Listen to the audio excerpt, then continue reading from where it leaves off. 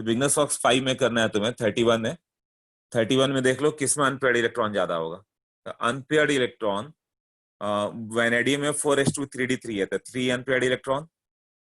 And chromium में 6 unpaired electron, 4s1 3d5। Manganese में 4s2 3d5, 5 unpaired electron. तो सबसे ज्यादा क्रोमियम होगा, देन मैंगनीज, देन वैनेडियम। क्लियर है सबको? तो 31 का आंसर सी जाएगा। क्लियर? किसका डाउट था? हाँ, नित्या का था ये सब। हाँ, सी क्लियर है ना? सी दिया है, तो तुम्हें क्या लग रहा है क्या होगा? Beginners box 5 question number 31।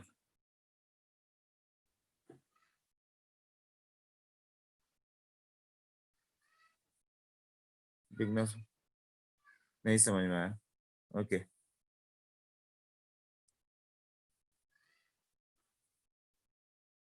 Magnetic bond root over n into n plus 2 bm, ये होता है ना। अनपेयर्ड इलेक्ट्रॉन काउंट करो, इसमें क्या होगा? 4s1 3d5, ऑल 5 अनपेयर्ड है।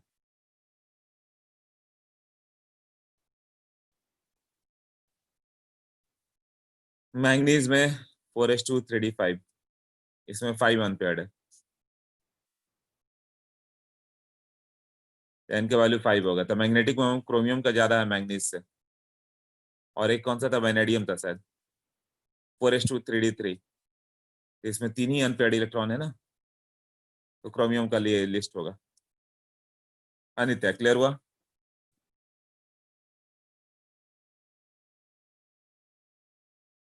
Electronic configuration of CO2 plus, I think clear हो गया होगा। जल्दी यस करना। नित्या यस और नो?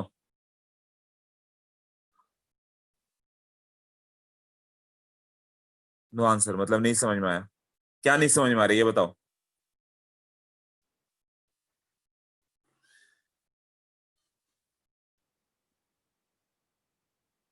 Okay yes.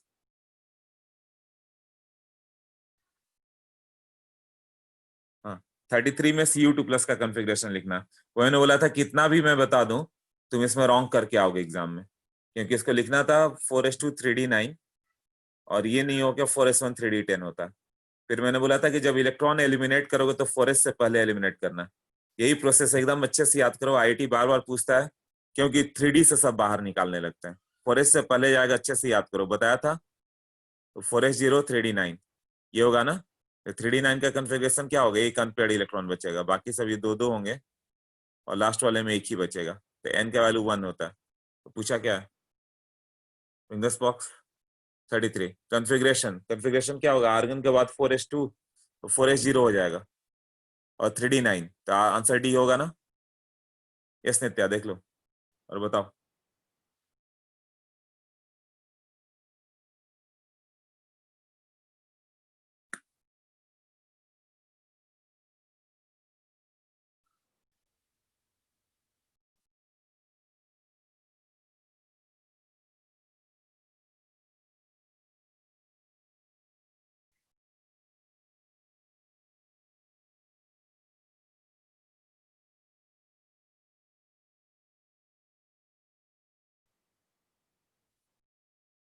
हाँ क्लियर हुआ नित्या?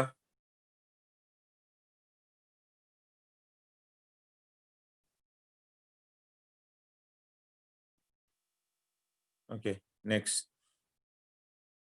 नेक्स्ट में जाए तो क्वेश्चन नंबर 31, 33, 35। ओके 35 पे देखो। 35 में क्या देगा? Consider the ground state of chromium 4s1 3d5 है ना। Number of electron with the azimuthal quantum number l=1 और l=2 कितना होगा? यही है ना। l=1 और l=2 में कितना होगा? ठीक है, l=1, l=2।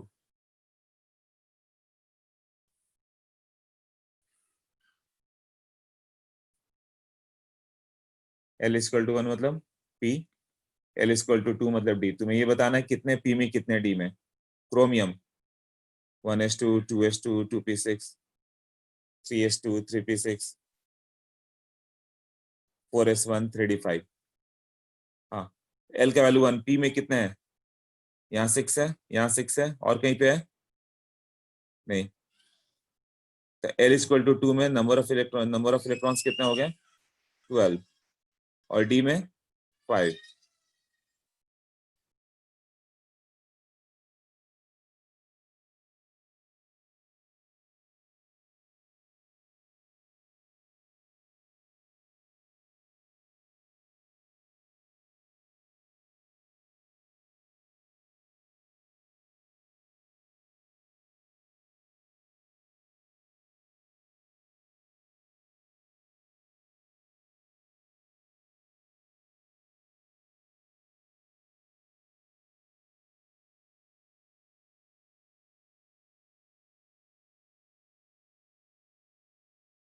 हाँ नित्या, क्लियर हुआ? यस और नो?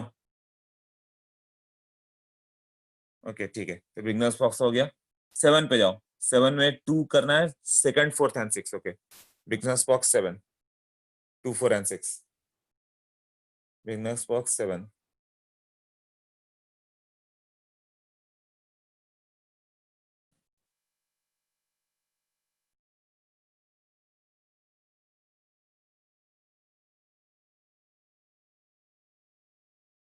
2, 4 एंड 6। 2 में अल्ट्रावायलेट लाइट 280 नैनोमीटर यूज किया गया with the lithium. Stopping potential क्या हो गया? स्टॉपिंग पोटेंशियल उतना होता है जितना काइनेटिक एनर्जी आएगा। तो काइनेटिक एनर्जी कितना हो जाएगा? याद है, मान लो कि काइनेटिक एनर्जी है 5 इलेक्ट्रॉन वोल्ट, तो स्टॉपिंग पोटेंशियल 5 वोल्ट हो जाएगा। तो काइनेटिक एनर्जी निकाल दो, एच सी बाई लैम्डा कर दो 1240 बाई 280, है ना? 1240 बाई 280, तो इतना इलेक्ट्रॉन वोल्ट आ जाएगा minus work function 2.5 electron volt. तो उतना मैक्सिमम काइनेटिक एनर्जी आ जाएगा। जितना काइनेटिक एनर्जी आ जाए उसमें इलेक्ट्रॉन वोल्ट हटा दो, जो वोल्ट बच गया वही स्टॉपिंग पोटेंशियल है। तो कितना आ जाएगा?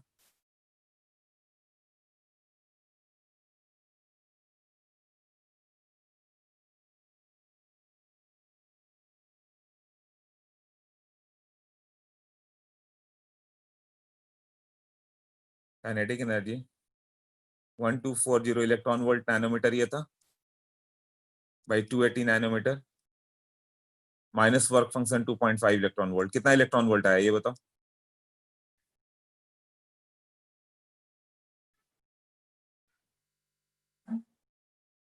4.42 माइनस 2.5। ओके, तो कितना हो गया? 4.42 माइनस 2.5, ये 1.992, शॉर्ट 0.8 का है ना? हाँ ठीक है, 1.92 इलेक्ट्रॉन वोल्ट। तो स्टॉपिंग पोटेंशियल कितना होता है? जो मैक्सिमम काइनेटिक एनर्जी वाले को भी स्टॉप कर दें तो डायरेक्ट 1.92 वोल्ट हो जाता है। ये था ना? EV naught, e stopping potential equal to K e max, ये था। तो के ई मैक्स है 1.92 इलेक्ट्रॉन वोल्ट, 1.92 इलेक्ट्रॉन वोल्ट, 1.92 मतलब 1.92 इंटू 1.6 इंटू 10⁻⁻19 वोल्ट। और ये वीएस कितना हो गया? ई का वैल्यू होता है 1.6 इंटू 10⁻⁻19 इंटू वीएस। तो स्टॉपिंग पोटेंशियल डायरेक्ट ये कैंसिल हो गया, 1.92 वोल्ट आता है। तो शॉर्ट ट्रिक में क्या करना है, जो काइनेटिक एनर्जी है वही स्टॉपिंग पोटेंशियल है। Clear? Second.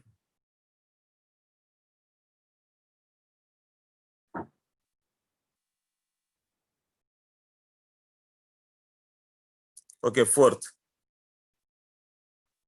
Electromagnetic radiation wavelength दिया 1240/314, ठीक, कितना आ जाएगा? 400 electron volt. Electrons are emitted, kinetic energy दे दिया है, तो वर्क फंक्शन चाहिए, तो फिर तो सब दिया ही हुआ है, तो डायरेक्ट क्वेश्चन हो गया। फाइव इक्वल टू क्या होगा? H c by lambda minus kinetic energy, तो 1240/310, तो 4 electron volt minus kinetic energy 1.5, तो डायरेक्ट 2.5 आ गया।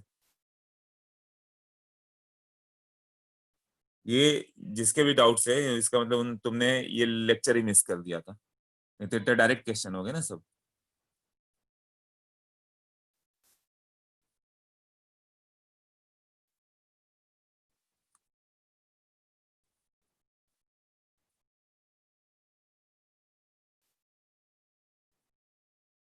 प्लस जो भी था ये 1.5 था ना, यहाँ से ले लो, ये 4 आ गया, तो 5 का value 2.5 electron volt.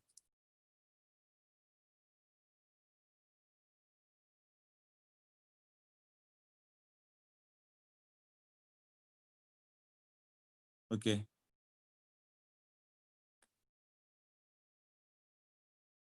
Fourth clear हो गया जिसका भी डाउट था?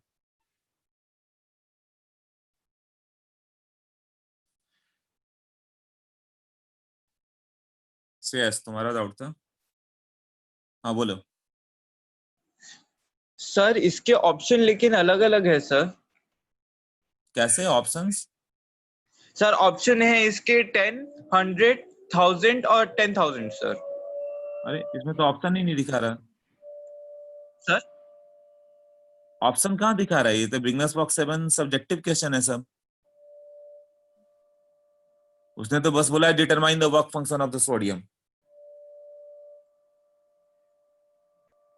तुम किसका बिगनर्स बॉक्स पूछ रहे हो, सॉफ्ट कॉपी की हार्ड कॉपी फिर से? सर सॉफ्ट कॉपी है सर, वो गलती से मैंने दूसरे का एक और एक्सरसाइज का आंसर देख लिया था। ओके ओके ठीक है। Sorry sir. हाँ चलेगा। तो इसका देख लो, इसका भी 6 भी नहीं आया था तुम्हारा। तुम्हारे ही डाउट थे ना, 6 आया था। थ्रेशोल्ड फ्रीक्वेंसी न्यू नॉट दिया हुआ है, काइनेटिक एनर्जी चाहिए तो डायरेक्ट फार्मूला रखो। सब तो डायरेक्ट फार्मूला फार्मूला पूछ रहे हो तुम। न्यू नॉट दिया हुआ है, न्यू दिया हुआ है तो काइनेटिक एनर्जी चाहिए। देखो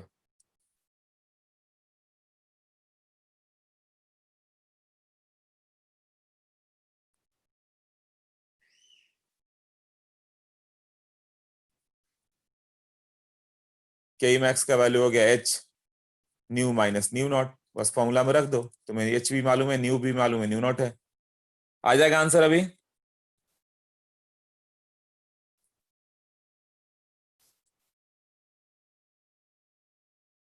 डाउट है? हाँ बताओ अनुष्का। नहीं समझ में आया, किसका डाउट है? अनुष्का हाँ बोलो। सर एक्चुअली मुझे VB7 के 1B में थोड़ा डाउट है। उसमें जो लॉन्गेस्ट वेवलेंथ का टर्म है उसका मतलब नहीं समझ में आया एक्चुअली। कहीं भी लॉन्गेस्ट वेवलेंथ पूछे ना, मतलब हाँ एनर्जी सबसे कम आनी चाहिए, एचसी बाई लैम्डा। तो ऐसे पूछा है ओके। कि बाल्मर सीरीज का लॉन्गेस्ट कौन सा होगा, तो ये सब नोट्स में मैंने लिखवाया था। लॉन्गेस्ट कब आता, मतलब सबसे छोटी एनर्जी जब 3 से 2 पे जंप करता, हाँ when electron jumps from third orbit to second orbit. और शॉर्टेस्ट वेवलेंथ कब आएगा, hc by lambda. Lambda short हो गया मतलब एनर्जी हाईएस्ट, तो इन्फिनिटी हाईएस्ट हो गई हाँ। वही सीरीज लिमिट होता है। सर पर 1B में उन्होंने सिर्फ लॉन्गेस्ट वेवलेंथ ही लिखा है, मतलब बाकी कुछ वो मैं लिखा ही नहीं। देखता हूँ, क्वेश्चन नहीं देखा क्या, एक टर्म बताया। 7 में जाऊं, question number 1 we calculate the value of longest one which can result the emission of a photo electron sodium surface से। तो सोडियम सरफेस से जो बाहर आएगा ना वो वर्क फंक्शन दिया हुआ है कितना, 2.28। हाँ और उससे कितनी एनर्जी दोगे, लॉन्गेस्ट वेवलेंथ मतलब सबसे छोटा फोटोन कितने का भेजोगे कि बाहर आ जाए।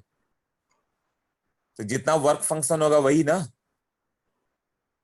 और वर्क हाँ फंक्शन 2.28 है, तुम 5 इलेक्ट्रॉन वोल्ट का भेज दो तब तो बाहर आएगा ही आएगा।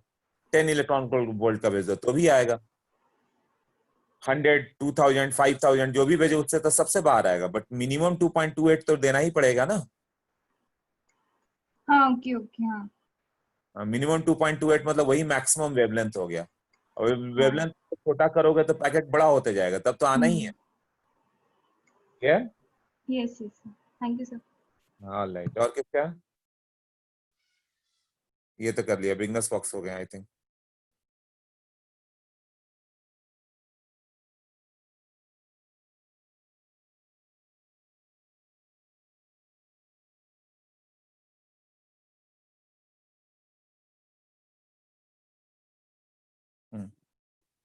एक्सरसाइज कौन सा किया, बिगनर्स बॉक्स 2 हो गया, 5 कर लिया। एक्सरसाइज 1 पे आ जाओ।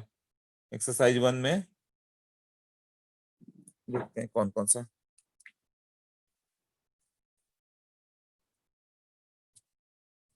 एक मिनट, कुछ कॉमन क्वेश्चन हटा देते हैं, बहुत सारे कॉमन दिख रहे हैं।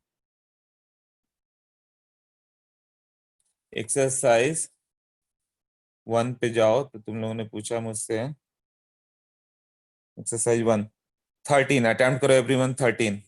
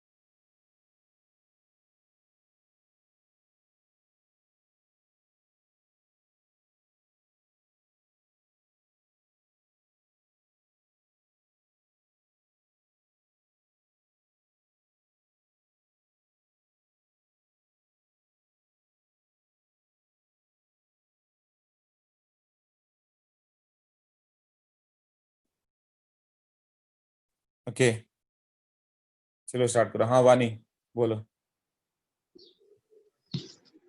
सर मुझे एक डाउट था कि जब total number of emission lines between n2 and n1 का जो फॉर्मूला है और transition from any orbit n2 n equal to 1 वाला जो फॉर्मूला है वो अलग अलग केस में यूज होगा ना? n2 to n1? हाँ अरे उसके लिए वो कौन सा फॉर्मूला, एक ही फॉर्मूला याद रखो। जैसे 5 से 3 पूछे हाँ तो उसे इक्विवेलेंट टू कितना मान लोगे, बताता हूँ देखो। जैसे इमिशन पूछा जाए n से 1 पे आने के लिए n इंटू एन माइनस 1/2। अब 5 से 3 में पूछा कितना स्पेक्ट्रल लाइन आएगा, तो 3 को 1 मान लो, तो 5 इक्विवेलेंट टू कितने आ गए, 3 आ गया ना। हाँ 10 का वैल्यू 3 ले लो फिर, ओके सर ओके 3 इंटू 2/2। वो तो देखना है कितने बीच में कितने ऑर्बिट्स है 1 से n के बीच में। जैसे 5 से 1 तो इसमें 5 ऑर्बिट्स है ना।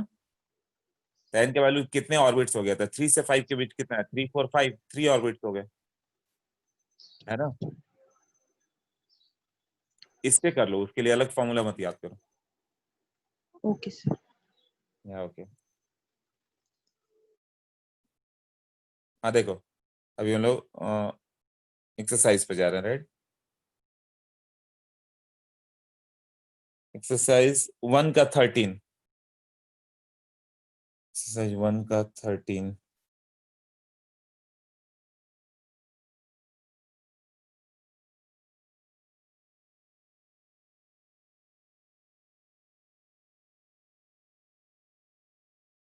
Got it. एक्सरसाइज 1 का 13 देखो, which of the graph is correct.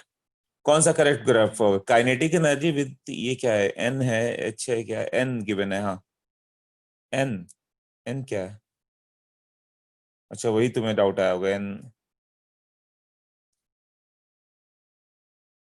और किसके बारे में बोल रहा, काइनेटिक एनर्जी और एन। काइनेटिक एनर्जी और एन बोल रहा है तो हाइड्रोजन एटम का बोल रहा है, ये फोटो इलेक्ट्रिक इफेक्ट नहीं है, के ई मैक्स नहीं पूछ रहा वो। तो क्योंकि एन का टर्म ही नहीं आता, ये एन का टर्म एटम्स में आएगा। हाँ तो थोड़ा सा सही से उसको बताना पड़ता है, उसको लिखना पड़ता है ऑफ एन हाइड्रोजन एटम या आइसोलेटेड एटम। तो काइनेटिक एनर्जी और एन में क्या रिलेशन होगा, और kinetic energy of Z square में क्या रिलेशन होगा। तो काइनेटिक एनर्जी और एन का रिलेशन करना है तुम्हें, ये ग्राफ जानना पड़ेगा के का। काइनेटिक एनर्जी का जो वैल्यू होता है 13.6 into Z square by N square. Total energy कितना होता है, modulus of -13.6 Z square by N square, इसी का मॉडुलस होता है ना। ये वाई एक्सेस और ये एक्स एक्सेस ये है ना।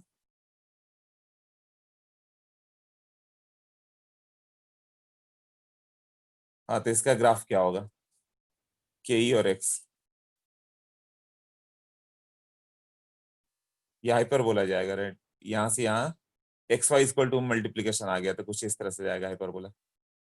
हाँ तो के ई और एन का ग्राफ पूछा जाए या एन स्क्वायर का ग्राफ पूछा जाए तो डायरेक्ट वो हाइपरबोला पे जाएगा, तो सी आंसर आएगा फिर।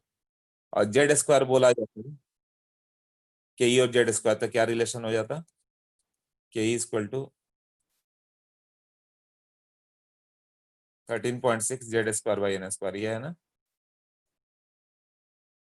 इसको एक्स ले लो तो ये वाई हो गया, तो Y equal to M X हो जाता, तो ये स्ट्रेट लाइन पास करता के ई और जेड स्क्वायर। क्लियर हुआ के ई और जेड स्क्वायर के ग्राफ। और के ई और ये क्या हो गया ग्राफ एन, या फिर के ई और एन स्क्वायर, इसका भी ग्राफ वही हो जाता, हाइपरबोला हो जाता, यही रहता ना। क्यों, ये multiplied by x into y equal to constant आ गया ना, ये दोनों का ग्राफ ऐसे आएगा, इसका ग्राफ ऐसे आएगा। अब आंसर देख लो।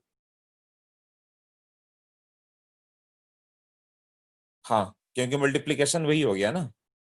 अब सोचो ऐसे, ये हाइपरबोला तुम लोग के लिए न्यू टर्म है इसलिए प्रॉब्लम आ रहा है। एक्स का वैल्यू 5 रखोगे तो वाई 1 होगा, यही होगा ना। एक्स का वैल्यू 100 रख दोगे तो वाई उतना ही छोटा हो जाएगा, 1/100 हो जाएगा। एक्स वाई इक्वल टू 1 मान के चलते हैं, काम करो एक्स 1 तो वाई 1, एक्स का वैल्यू 10⁻5 तो ये 10⁻⁻5 ऐसे ही होगा ना।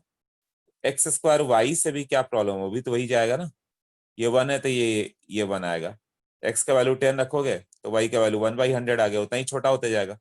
इसको 100 रखोगे 10:2 तो ये 10:2 -4 उतना ही छोटा होगा ना, ये जितना बड़ा ये उतना ही छोटा, तो हाइपरबोला ही है ना, x² y या xy² सब हाइपरबोला हो गया मल्टीप्लीकेशन वाला।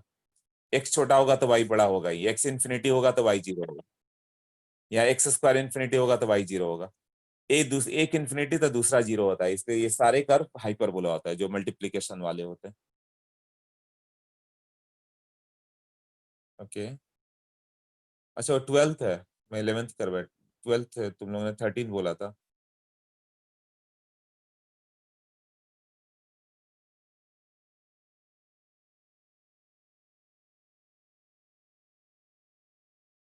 चलो ठीक है, 12 आ गया तो सबको क्लियर ही हो गया होगा थोड़ा। 13 देखो, in hydrogen atom electron transit from 6 to 2, तो कितने ऑर्बिटल इन्वॉल्व हो गए? 5 ना, second, third, fourth, fifth, six, है ना?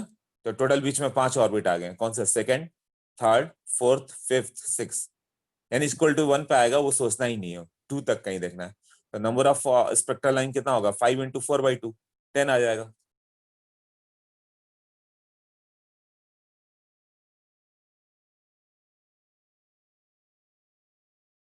Without Balmer series. अच्छा, एक और टर्म दे दिया कि 2 पे मत लो अब, तब तो और कम हो गया, 6 से 3 पे आने वाला ही देखना है ना।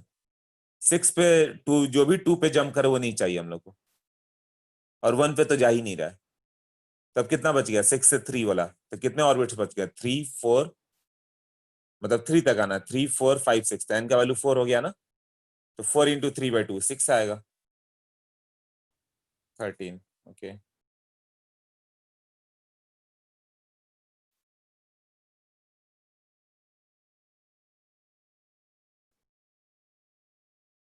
एक मिनट रुको, कॉस्टेंस थोड़ा सा ये एक्सप्लेन करने दो फिर।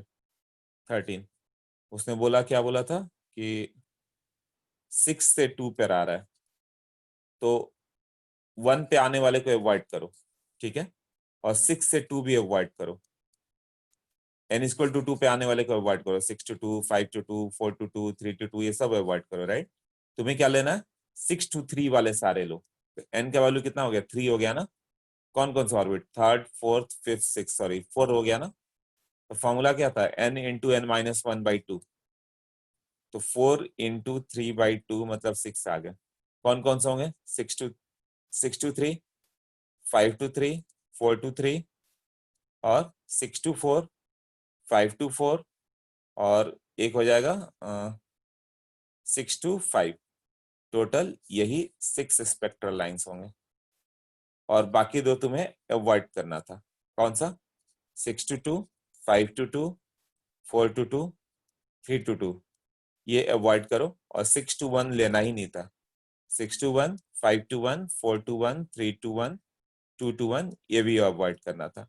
तो बच्चा तुम्हारा क्यों लिए वाले लाइन? क्लियर ना? तो कभी पूछा कि n = 8 to 3 पे आने में कितने होंगे, तो n का वैल्यू जो तुम काउंट करोगे ये कितना होगा? 6 लेना है ना। इसको नहीं तो इक्विवेलेंट मान लो, 3 को 1 मान लो, 2 माइनस किया तो इसको 2 माइनस कर दो 6, it is equivalent to 6 to 1, तो n का वैल्यू 6 ले लो। तो स्पेक्ट्रल लाइन 6 × 5/2, 15। हाँ कॉस्टेंस बोलो। सर मल्टी स्टेप मतलब? कई स्टेप में आ रहा है वो, जैसे 6 से 2 पाना है तो डायरेक्ट नहीं आ रहा है, किसी एटम में 6 to 5 गया, 5 से 4 भी गया, है ना।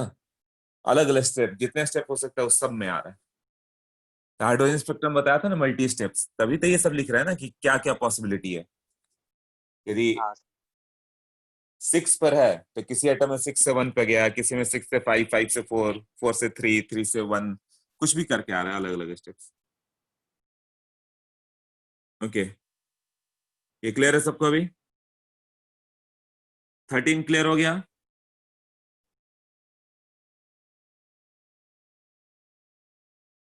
यस ओके, तो नेक्स्ट में देखें, 13 के बाद तुम लोगों ने पूछा 26, तो 26 हो गया। Given the delta H for the process, Li 3 + 3 electron दिया, इसकी एनर्जी होगी 1980 किलो जूल पर मोल, मतलब पहले एक इलेक्ट्रॉन निकाला, फिर दूसरा, फिर तीसरा, तीनों इलेक्ट्रॉन निकालने में इतना एनर्जी देना पड़ा 1 मोल के लिए। तो एक एटम के लिए कितना देना पड़ेगा वो तो निकाल लोगे, जरूरत पड़ा तो। अभी तो आगे देखेंगे क्वेश्चन क्या। And I1 of lithium is 520। अच्छा ये भी किलो पर मोल ही ले रहा है, ठीक है। एक मोल के लिए मतलब Li से Li प्लस जब निकाला, एक पहला इलेक्ट्रॉन निकाला तो 520 किलो जूल देना पड़ गया, और दूसरा निकाला तो कितना देना पड़ेगा वो बताना है तुम्हें, और I3 भी तुम्हें बताना है कि क्या होगा, ठीक है। तो 19800 और 520।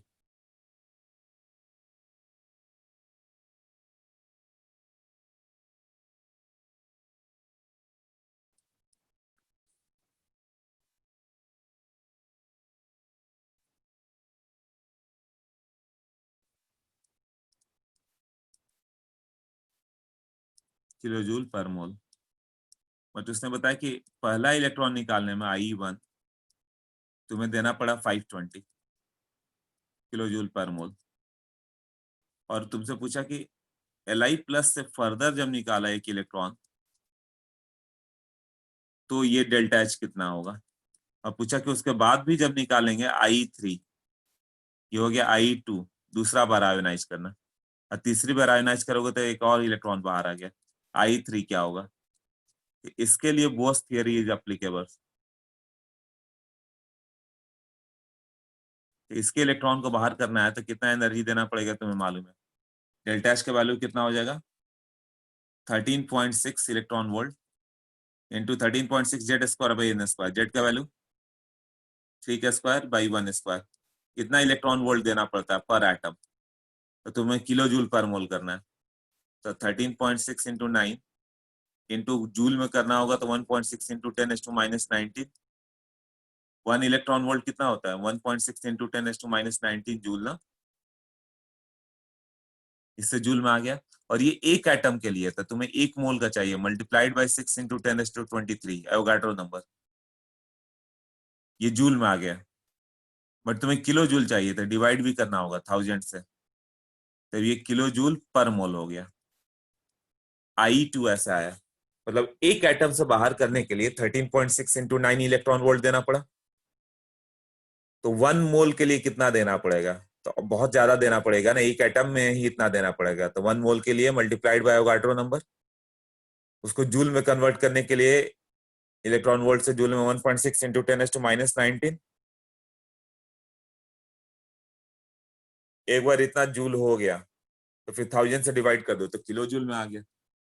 ये जो वैल्यू आ जाएगा तुम्हारा, जो कुछ ना कुछ तो आ ही जाएगा, तो ये डेल्टा H3 हो गया। फिर delta H1 plus delta H2 plus delta H3, ये तीनों ऐड करके डेल्टा H ले लेना। ये 19800, ये 520 दिया हुआ है, डेल्टा H2 कैलकुलेट करना है, और डेल्टा H3 यहाँ से जो वैल्यू आ गया उसको पुट कर दो, देख लो 26।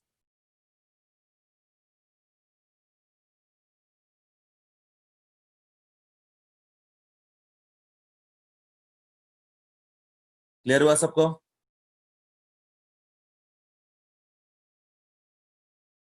ओके, क्वेश्चन नंबर 13, 26 क्लियर ना। 24 मिक्स किया नहीं, मुझे जिस ऑर्डर बोला गया वही लिखा है मैंने। अच्छा वो सब लिख दिया बस, 13, 26 वो कहीं ना कहीं और लिखा होगा। 29 नेक्स्ट क्या है 29 पे जाओ, देखो क्या है।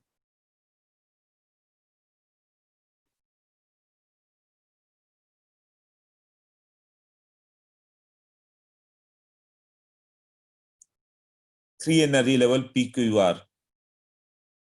ER P छोटा है, मतलब 1 2 3 मान लो, first orbit, second orbit, third orbit, ऐसे। EP छोटा है, Q थोड़ा और बड़ा है, ER और बड़ा है। तो λ1 λ2 λ3 are the relation for the corresponding R to Q, Q to P, R to P। तो सबसे ज्यादा एनर्जी वाला कौन सा है, R to P सबसे ज्यादा होगा। तो R to P वाला कौन सा है λ3, मतलब ER से EP पे जंप किया तो λ3 हो गया। और λ1 कौन सा बोल रहा है वो, R से Q, R से Q बोला, मतलब ऊपर से जस्ट नीचे वाला। और Q से P को λ2 बोल रहा है। अच्छा तो ये डायग्राम ऐसे बना दो, क्लियर हो जाएगा। 29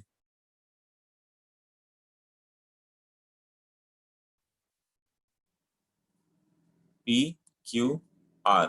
उसने बोला यहां से यहाँ जंप करेगा तो energy lambda wavelength lambda 1 emit किया, यहाँ से यहाँ के लिए लैम्डा 1 लैम्डा 3 इमिट किया, और यहाँ से यहाँ तक के लिए लैम्डा 2 इमिट कर रहा है। ओवरऑल एनर्जी डिफरेंस क्या होगा? ER माइनस EP, एक बड़ा एनर्जी मतलब hc बाय लैम्डा 3, वो summation of these two energy होगा ना, conservation of energy, hc by lambda 1 plus hc by lambda 2, ऐसे होगा ना। जैसे मान लो कि ये n=1, n=2, n=3 रहता, तो क्या गैप आता है? ये आता है -13.6, -3.4, -1.51। तो ये गैप जो आएगा 12.09 आएगा, वो किसका होगा? ये दोनों का समेशन ना, ये गैप 10.2 का और ये गैप कुछ आएगा, ये दोनों ऐड करके इसके बराबर होगा ना। तो 1/λ3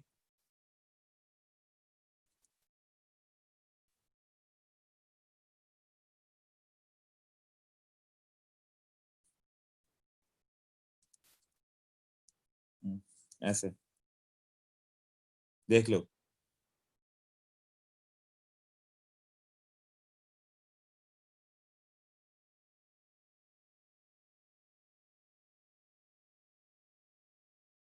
अगेन नहीं समझ में आया। उसने बोला कि एक इलेक्ट्रॉन जंप करे R से P पे, तो जो एनर्जी, ये ऐसा सोचो, उससे गैप से क्लियर हो रहा है। तो मान लो कि गैप हो गया एक का 7 इलेक्ट्रॉन वोल्ट, यहाँ 15 इलेक्ट्रॉन वोल्ट, और यहाँ 35 इलेक्ट्रॉन वोल्ट। तो एक इलेक्ट्रॉन जब यहाँ से यहाँ जंप करेगा तो कितना देगा? 35 - 7, 28 इलेक्ट्रॉन वोल्ट का फोटोन बाहर आएगा। बट वो दो स्टेप में ब्रेक करे, 35 से 25, तो यहाँ 20 इलेक्ट्रॉन वोल्ट और यहाँ पे 8 इलेक्ट्रॉन वोल्ट। तो 28 एक बार में लिखो, या ये दोनों का समेशन लिख दो, उतना ही होगा ना। मतलब 28 इलेक्ट्रॉन वोल्ट हो गया इज इक्वल टू 20 + 8। मतलब तुम 3rd फ्लोर से जंप कर जाओ 1st फ्लोर पे, तो उतनी ही एनर्जी रिलीज होगी जितना उसका 2 बार में रिलीज किया जाए, 3 से 2 और 2 से 1। मतलब 3rd से 2nd पे जाओ और 2nd से 1 पे जाओ, तो पहले 3rd से 1st पे जंप किया तो तुम्हारी एनर्जी में चेंज mgh आएगा। बट 3rd से 2nd जाओगे और 2nd से 1 पे जाओगे तो पहले के लिए mgh1, दूसरे के लिए mgh2, but overall conservation of energy आएगा, ओवरऑल एनर्जी कंजर्व होगी। टोटल एनर्जी दोनों का पार्ट्स करके जब करोगे तो इक्वल आएगा। सोच लो।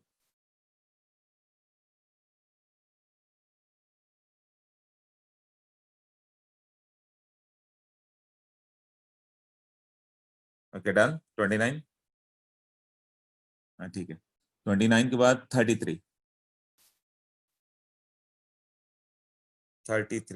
में देखो, number of possible spectral lines which may be emitted in bracket series in hydrogen atom if electron is present in the ninth excited electron। तो डायरेक्ट हो जाना चाहिए सब। which may be emitted from in the bracket series।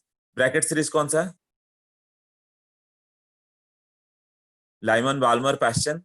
Bracket n=4 पे आना चाहिए। 9th excited level मतलब 10th orbit. First excited level n=2 था, 9th एक्साइटेड लेवल 10th है, 10 से 4 पे आ रहा है, तो कितने लाइन आएंगे 4 पे आने वाले? 10 to 4, 9 to 4, 8 to 4, 7 to 4, 6 to 4, 5 to 4, यही होंगे ना? कितने होंगे काउंट कर लो। तुम सबका इनफैक्ट बता सकते हो कितने कितने, किसमें कितने होंगे। इसने तो केवल एक में पूछा ना, तुम सबका बता सकते हो। n=10 है, तो नंबर ऑफ स्पेक्ट्रल लाइन 10 × 9/2 45 आएगा। तो 10 से 1 पे आने वाले 10 to 1, 9 to 1, 5 to 1, इस तरह से कितना होगा? 9 to 1, 8 to 1, इसी तरह 2 to 1, टोटल कितने होंगे? 9 लाइन इधर हो गए। 9 किसमें? लाइन 1 होंगे ना। बाल्मर में कितने होंगे? 10 से 2 करते करते यहाँ पे फाइनली 3 से 2, टोटल कितने आएंगे? 8 लाइंस बाल्मर। पैश्चन में 7 होगा, ब्रैकेट में 6 होगा, पीफंड में 5 होगा, ऐसे ही होगा ना। हम्फ्री में 4 होगा, बाकी सीरीज का नाम नहीं, वो 3 to 1 इस तरह से याद कर लो सब। देख लो 33 क्लियर हुआ।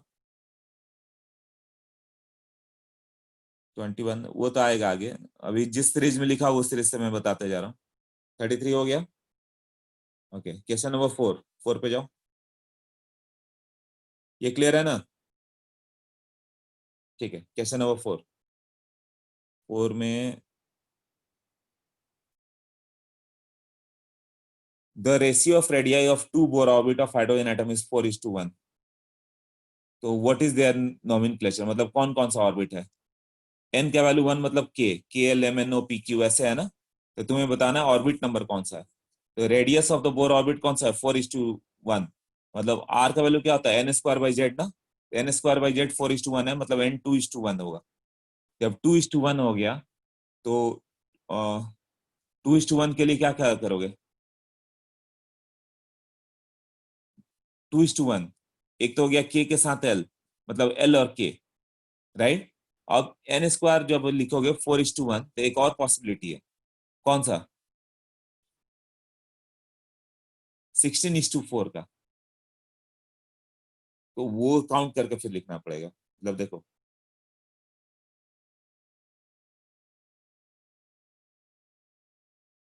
Fourth r0 n2² by z by r0 n1² by z, ये दिया हुआ है 4:1। n2 by n1 becomes equal to 2:1।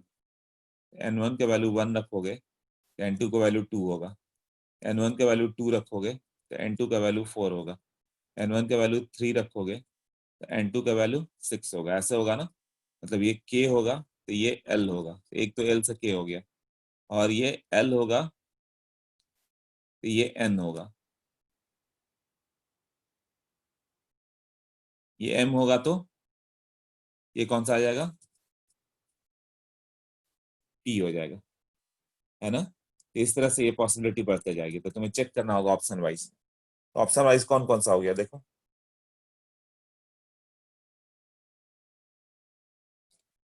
k से l है, और एक 2 and 3 बोथ दिया तो वो भी हो सकता है। वो क्या होगा? n से l, n से l भी आ रहा है, और p से m रहता तो वो भी हो जाता, बट p से m नहीं दिया, नहीं तो ऑल ऑफ p से m तो दिया ही नहीं है, नहीं तो वो भी हो सकता था।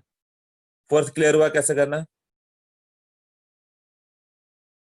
क्वेश्चन नंबर 17, 19, हाँ वो लिखा होगा, तुमने लिखवाया होगा तो लिस्ट में होगा। 17 भी है और 19 भी, हाँ लिस्ट में है सब आगे। अनुष्का, वो जैसे जैसे लोग बोलते गया मैं लिखते गया हूँ। ओके ठीक है, ये हो गया फोर्थ। ओके, फोर्थ के बाद क्वेश्चन नंबर 5 विदाउट में देखो,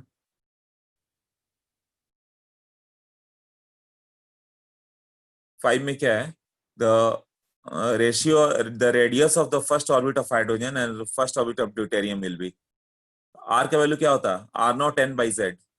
तो फर्स्ट ऑर्बिट n का वैल्यू तो 1 ही है, r0 भी 1 ही है, और जेड का वैल्यू कितना होगा हाइड्रोजन और ड्यूटेरियम का? नहीं, रेशियो, रेडियस का रेशियो पूछा मैं, वेलोसिटी बोल रहा हूँ, Z by N, n² by जेड। तो बस पुट कर दो, देखो फिफ्थ ना,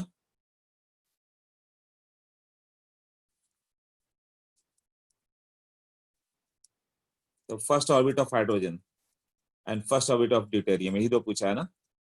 r0 हाइड्रोजन के लिए n का वैल्यू 1 रखा, फर्स्ट ऑर्बिट ही पूछा ना, और जेड के भी वैल्यू 1 हो गया। और r1 ऑफ ड्यूटेरियम की बात करें तो r0 n² का वैल्यू 1, और जेड का वैल्यू 1 ही होता है ना। आइसोटोप्स है ये सब, प्रोटियम, ड्यूटेरियम, ट्राइटियम, तीन आइसोटोप है हाइड्रोजन के, तो सबके लिए जेड का वैल्यू तो 1 ही हुआ ना। तो रेशियो क्या हो गया? दोनों तो सेम ही हो गया, r0 ही आ गया, 0.529 एंगस्ट्रॉम ही आ जाएंगे दोनों। ठीक है, तो क्या आंसर होगा फिफ्थ का? क्या पूछा है? रेडियस रेशियो तो 1:1 ना। सोच लो, क्लियर हो गया?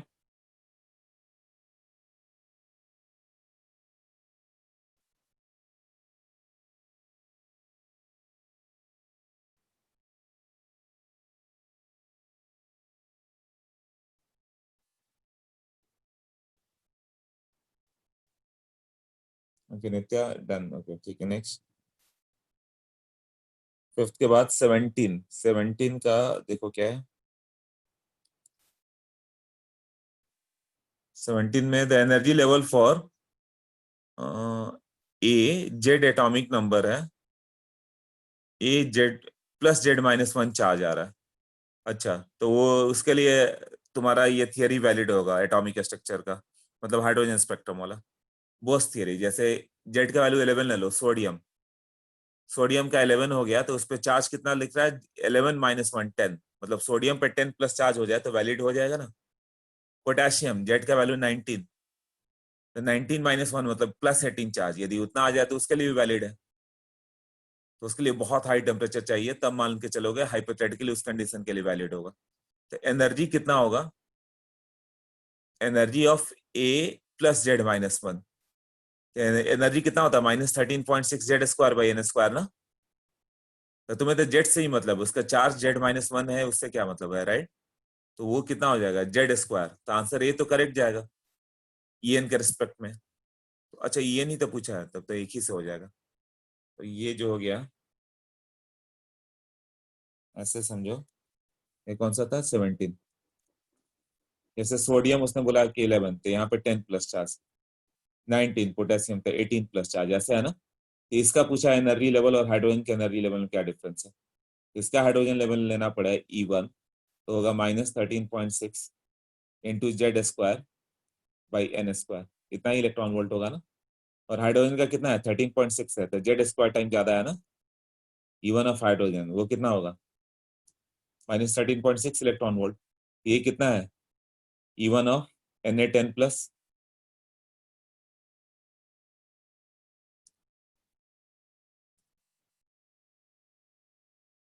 इलेवन का square time E1 of hydrogen, यही है ना, 121 टाइम ग्रेटर। क्लियर हुआ। 17 का फिर जेड स्क्वायर का प्रोपोर्शनल एक ही है, यही होगा ना। हाँ, क्लियर, यस और नो, ओके गॉट इट, ठीक है। नेक्स्ट 17 के बाद कौन सा है, 18। 18 में a single electron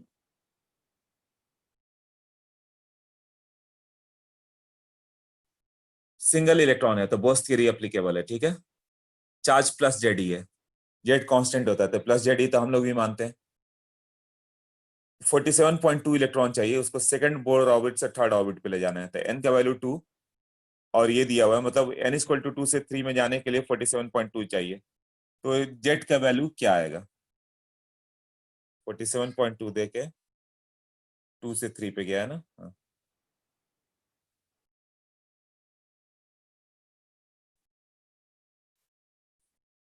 E3 minus E2 47.2 electron volt, यही है ना।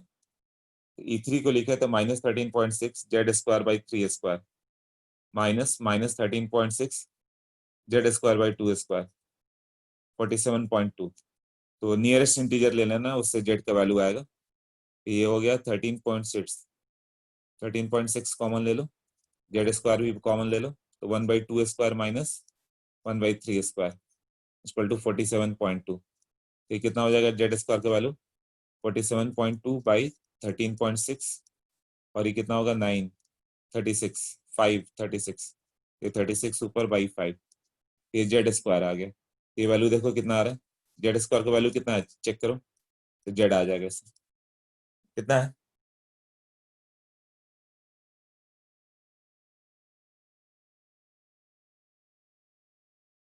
ओके 5 ना। अप्रोक्सीमेशन भी कर सकते हो, जब तुम्हें मालूम है कि जेड स्क्वायर या तो 25 आएगा या 36 आएगा या 49 आएगा, ऐसे है ना। तो 13 और 36 को कट करके 3 कर देते हैं और इसको 9 कर देते हैं, 9 इंटू 3 25 के आसपास, तो जेड का वैल्यू 5। ओके, क्लियर हो गया ये।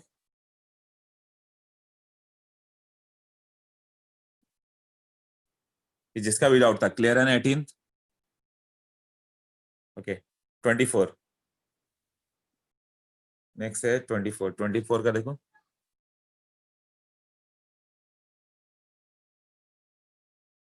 which of the electronic level allow hydrogen atom to absorb a photon but not emit a photon। अरे इमिट जो लोएस्ट लेवल है वो कहां से एनर्जी इमिट करेगा, 3s वाला जंप कर सकता है 1s में, 2p वाला जंप कर सकता है 1s में, 3p जंप कर सकता है 1s में, सब हायर लेवल है, सबसे जंप करके एनर्जी आएगी। 1s वाला कहाँ जंप करेगा, न्यूक्लियस में थोड़े नहीं जाता वो। तो 1s एज इट इज रहेगा, तो वो डज नॉट इमिट। 24 का तो डायरेक्ट डी होगा। ओके, अब कौन सा है? 17 कर दिया। फिर 19 भी लिस्ट में है। ओके 19 देखो क्या है। For hydrogen atom the energy required for the removal of electron from the various subshell is given as 3s 3p 3d। और उससे भी E1 n इंफिनिटी क्या दिया है? E1 n इंफिनिटी रुको,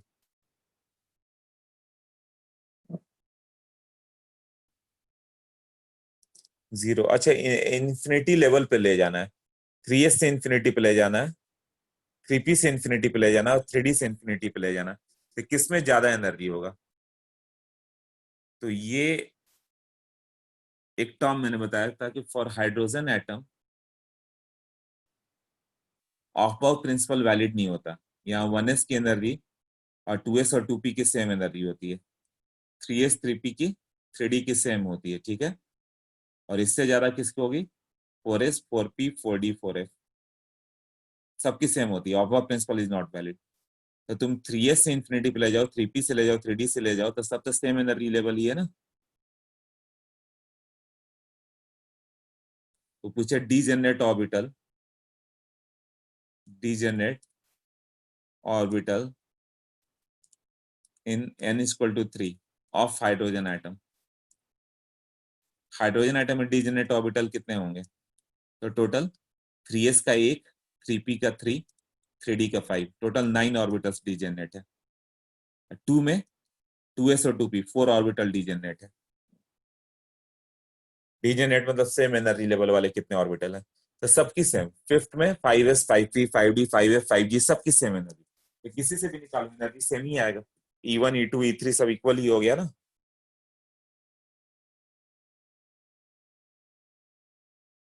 हाइड्रोजन एटम नहीं होगा तो 3s की एनर्जी कम है, वो क्लोज टू न्यूक्लियस है, तो उसको ज्यादा एनर्जी देना पड़ेगा। 3p थोड़ा दूर है, वो आराम से बाहर जाएगा। 3d और आराम से बाहर जाएगा। 4s 5s 6s और आराम से बाहर जाएंगे, तो कम एनर्जी देना पड़ेगा उन्हें।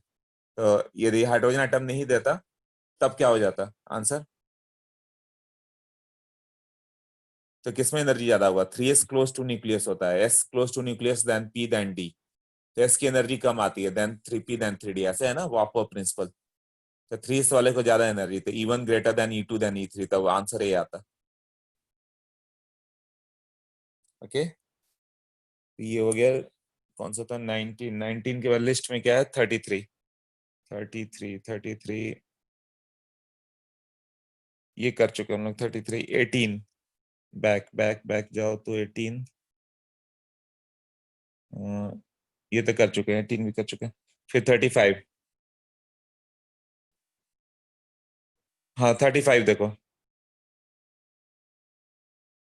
What is the uncertainty in location? Delta x चाहिए, डेल्टा लैम्डा दिया है।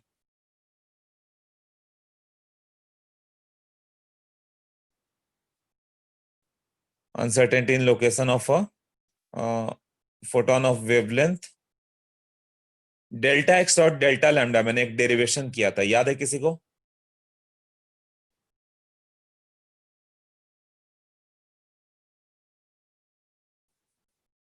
हाँ, वो डेरिवेशन देखो और डायरेक्ट फॉर्मूला पुट करो इसमें।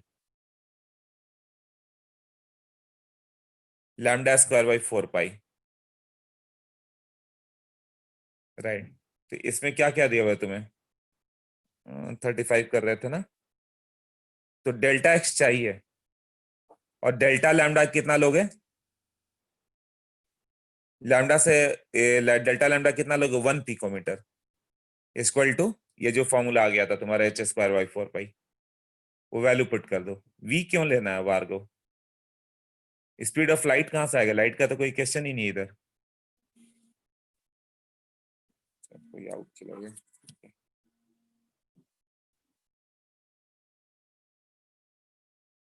हाँ, ये क्लियर हो गया? हाँ भार्गव बोलो। हाँ बताओ। सर हम लोग को वी तो पता रहेगा ना, कौन जो कि सा फोटोन है। वी? हाँ हाँ वी फोटोन रहेगा तो वी तो रहेगा ही रहेगा, तो वी हाँ, की जरूरत है क्या? हम लोग को अनसर्टेनिटी निकालना है ना इन पोजीशन। हाँ, अनसर्टेनिटी निकालना है, हाँ उसको तो फिर, वेवलेंथ दिया हुआ है। हाँ तो फिर हम लोग वो अलग मेथड से करें, तो अगर हम लोग डेल्टा वी ढूंढे तो। अच्छा, तुम बोल रहे हो कि जब नहीं तो अनसर्टेनिटी लोकेशन डेल्टा एक्स ही तो चाहिए ना? हाँ तुम्हें लेकिन चाहिए तो delta x into delta lambda का फॉर्मूला क्या आता अपना? तुम कैसे करना चाहते हो बात को? मैं delta x into M delta V वाला वैसा। वो तो मासिव पार्टिकल के लिए फिर आ गया था, delta x into M delta V. हाँ डेल्टा वी कहाँ से लाओगे? तुम्हें हाँ ओके। डेल्टा लैम्डा नोन है। हमें सिर्फ स्पीड पता है या हाँ, तो डेल्टा। उससे नहीं, इसीलिए एक हाँ डेरिवेशन कर दिया था डेल्टा एक्स और डेल्टा लैम्डा के टर्म में। ओके। हाँ हाँ, तो एक डेरिवेशन जो डेल्टा एक्स डेल्टा लैम्डा है वही यूज करो। तो ओके डेल्टा लैम्डा नोन है, one picometre, delta X calculate करना है, ओके ओके। तो फॉर्मूला में पुट करवा जाएगा वो। हाँ सर। ओके, 17, आई थिंक 17 कर लिया क्या शायद? हाँ, 17 कर लिया। 19, 19 भी कर लिया। 26, 26 भी कर लिया। ओके, उसके बाद क्या है? 35, 37। 35 कहाँ पे है? यह भी किया। फिर 37, हाँ 37 नहीं किया है। देखो 37 क्या है? Heisenberg uncertainty principle, minimum uncertainty, delta x दिया हुआ है, और तुम्हें क्या चाहिए? De Broglie wavelength, delta lambda. Lambda कितना लिखोगे? H by M delta v ना।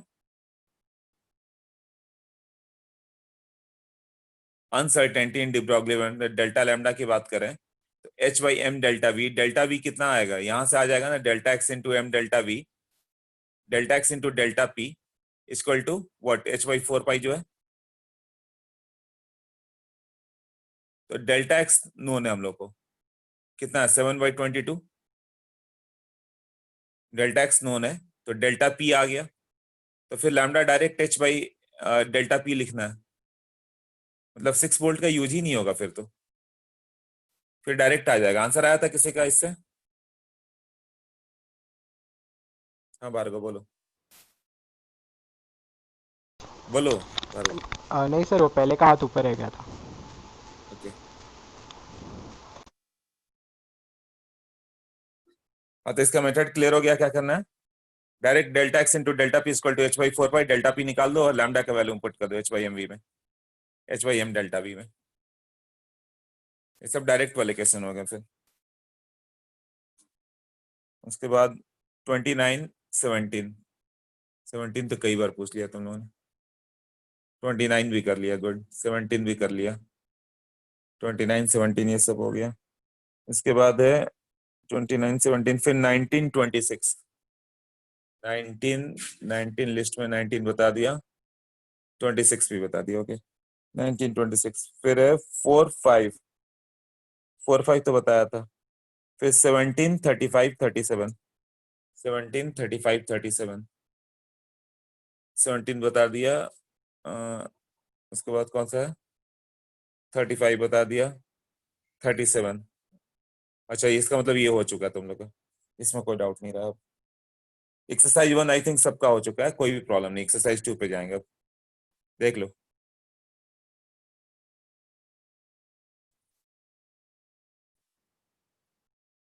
√150/v किसके लिए?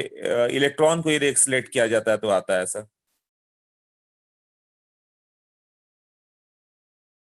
37, हाँ इलेक्ट्रॉन का पूछे ना, डिब्रॉगली वेवलेंथ, तो कितना होगा? तो इतना आ जाता है तुम्हारा एच बाई √150/v कर सकते हो, एक फॉर्मूला डिराइव किया। तो वो नहीं है, अनसर्टेनिटी का क्वेश्चन है ना, तो वहां से डेल्टा पी निकाल के दूसरे में बस पुट कर दो। ओके, देन एक्सरसाइज 2 देखो। एक्सरसाइज 2 में कुछ ही क्वेश्चन, तुम लोग को 5-6 हैं। ओके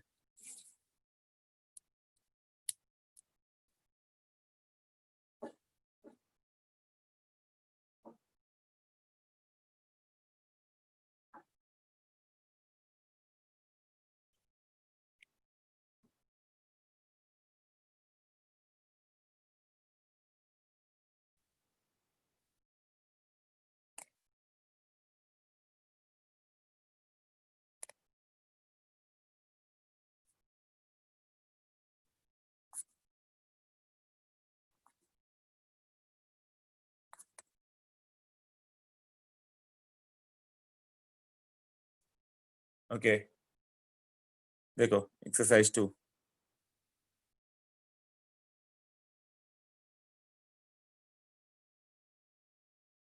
अच्छा, ये तो पैराग्राफ टाइप है सब। ओके, एक्सरसाइज 2 में जाओ। पहले कौन सा हो गया? 14, 17, 18, 15, 16। अच्छा, उल्टा ऑर्डर है। 8, 9, 8, 9 पहले। 8, 9 देखो। Question number 8। ये तो अनसर्टेनिटी दोनों का इक्वल होता है, कितना होता है ये तो बोला था, आएगा ही, क्वेश्चन करा दिया था सर। देखो, uncertainty in position and delta x and delta P equal है, तो डेल्टा वी क्या होगा? ये नोट्स में है सर, ये आना ही है। Delta X equal to delta P, delta x dot delta P equal to H by 4 pi. तो ये इसको भी डेल्टा पी ही लिख दो, दोनों इक्वल ही है। डेल्टा पी का स्क्वायर हो गया, तो डेल्टा पी का value root over H by 4 pi, इसको एम डेल्टा वी लिख दो, तो फिर डेल्टा वी आ जाएगा तुम्हारा।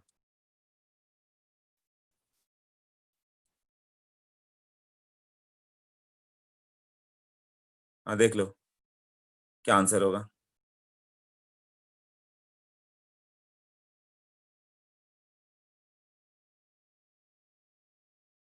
सिमिलरली 9th, डेल्टा वी और डेल्टा एक्स इक्वल है, तो डेल्टा एम क्या होगा?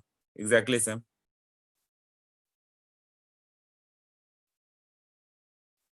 9th में delta x delta v equal है, तो delta P equal to what?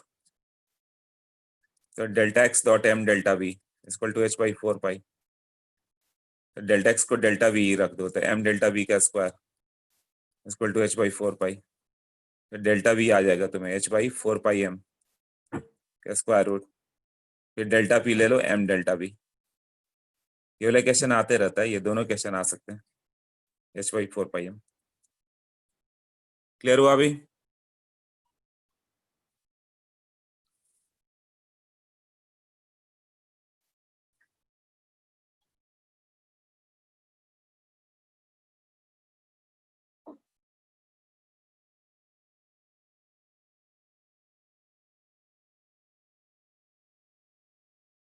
Okay,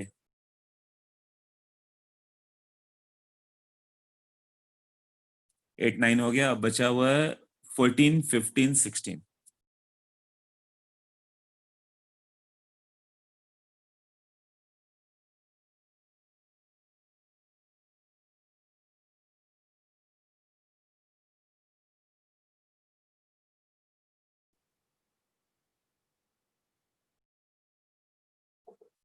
fourteen, 15, 16। 14, 15 अलग पैराग्राफ है। ओके,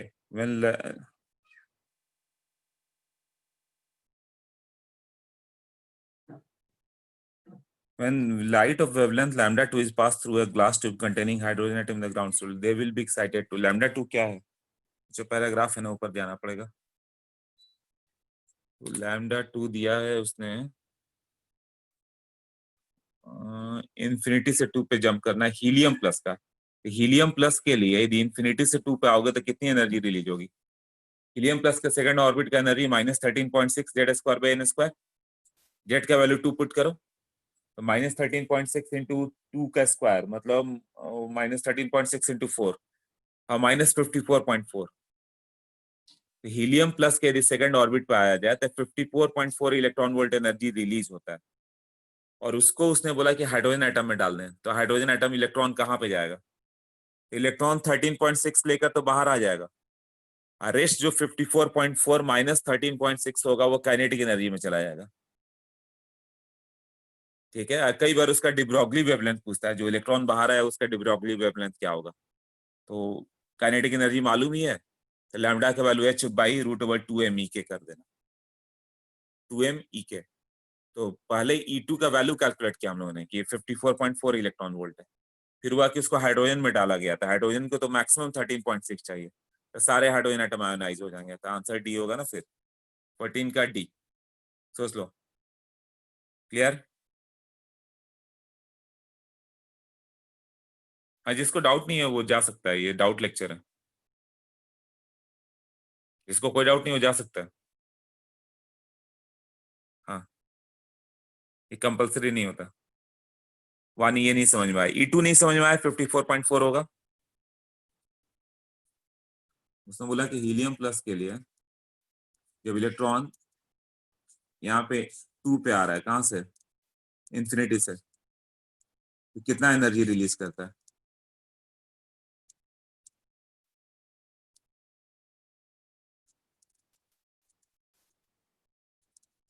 इंफिनिटी 0 होता है, E2 कितना होता है, -13.6 Z²/n², 2²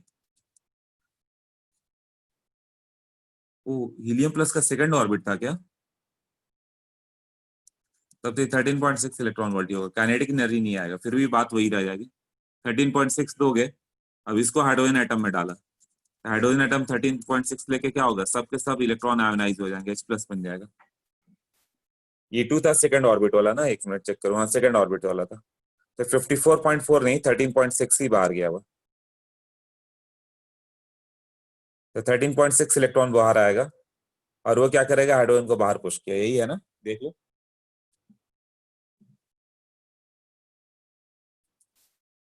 हाँ वानिया बताओ।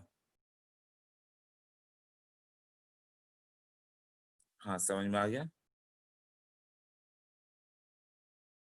ओके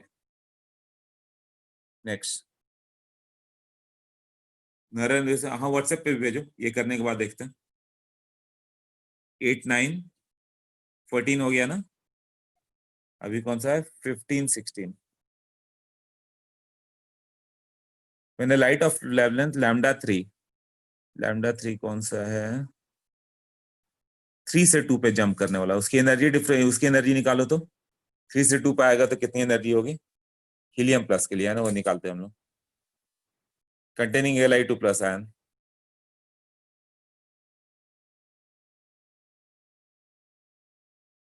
हाँ तो उसके लिए वो किस में जाएगा तुम्हें ये बताना है, Li2+ के किस पे जाएगा,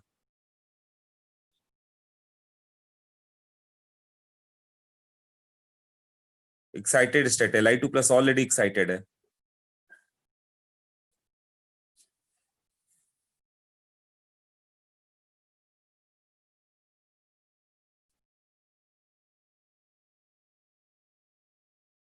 ओके मतलब एनर्जी तो वही है, और उसको जो हीलियम प्लस से एनर्जी निकली उसको इसमें डाला गया, हीलियम प्लस के कहां से निकली ये वो एनर्जी, 3 से 2 ही दिख रहा है ना, λ3 कौन सा था, हाँ 3 से 2, जब वो 3 से 2 वाले को लिथियम प्लस में डाला गया तो वो किस ऑर्बिट में होगा,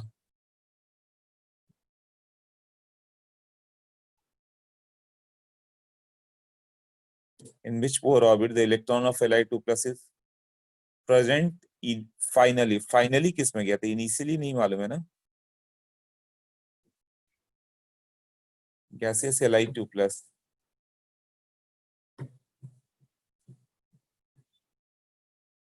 ओके चेक करते हैं, इनिशियल नहीं मालूम है, फाइनल बताना है इसका, हीलियम प्लस का 3 से 2 ट्राई करते हैं, देखो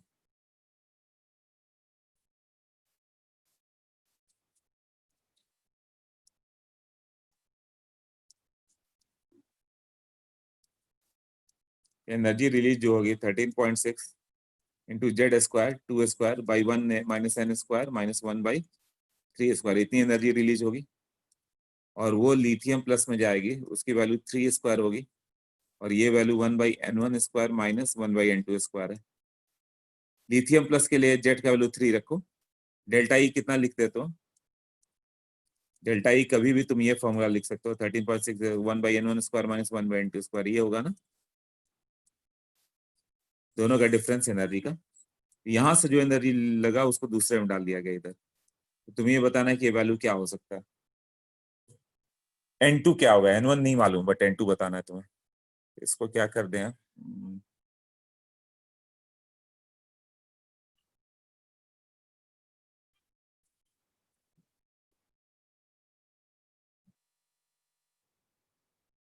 इंटीजर बनाना है। तो एक काम करते हो 3² को इधर ले आओ, ये हो गया 1/3² बाई 1/2² माइनस 1/3² और 2² को उधर भेज दो 1/2² 1/n1² माइनस 1/n2² ऐसे।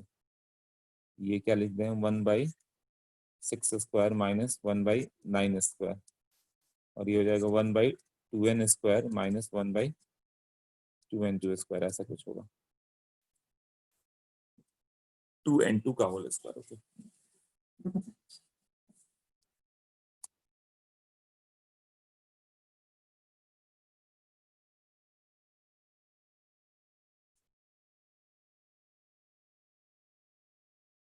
सब कैलकुलेशन सही जा रहा है ना। 1/6² 9² ये भी ठीक है। 2 को लिख दोगे तो 1/2 इधर आ गया, तो 1/2n1² 2 इंटू n1² और 2 इंटू n2²। तो ये जो वैल्यू होगा वो 9 है, 2n2 9 है और 2n1 6 होगा। n1 का वैल्यू फिर तो 3 आ जाएगा, बट ये 9 कैसा आ सकता है, यहाँ पे कुछ गड़बड़ हुआ है। तो 3 इंटू 3 9, अगर क्वेश्चन देखना पड़ेगा। 15 Li2 प्लस ऑलरेडी एक्साइटेड है, ठीक है, लीडिंग टू इलेक्ट्रॉनिक तो further higher excited state in which Bohr orbit the electron of Li2 plus ion is present finally। finally किस में present होगा,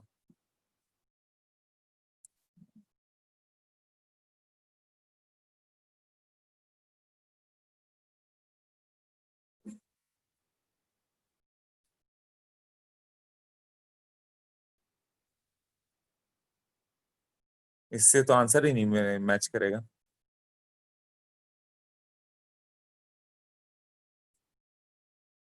मुझे लग रहा है कि वो 4 लेके चले, बीच में एक लेवल गैप दिख रहा है n2 3 4, एक लाइन फालतू में खींचा हुआ है ना। n=4 से मान के चलने तो क्या आंसर आ जाता फिर। हाँ उसका बोलो बोलो। सर मतलब वहाँ ऐसा लिखा है कि Li2 plus ions in the excited state, so वो एक्साइटेड स्टेट हम फर्स्ट एक्साइटेड स्टेट लेके नहीं चल सकते। नहीं, खुद से कैसे मान के चलोगे, वो सेकंड थर्ड फोर्थ कुछ भी हो सकता है। वो तुमसे इनिशियल भी पूछेगा फाइनल भी पूछेगा, ओके। तुम्हें गेस करना होगा। मुझे लग रहा है क्वेश्चन में मिस प्रिंट है, थर्ड नाउ को फोर्थ ऑर्बिट है, बीच में एक लाइन दिख रहा है, हम लोग इसको फोर्थ मान ले तो क्या चेंज आएगा। ऐसे n2 क्या हो रहा है, फ्रैक्शन आ जा रहा है ना, तो थोड़ा रॉन्ग हो रहा है। तो देखो इसको फोर्थ ले लेते तो क्या हो जाता,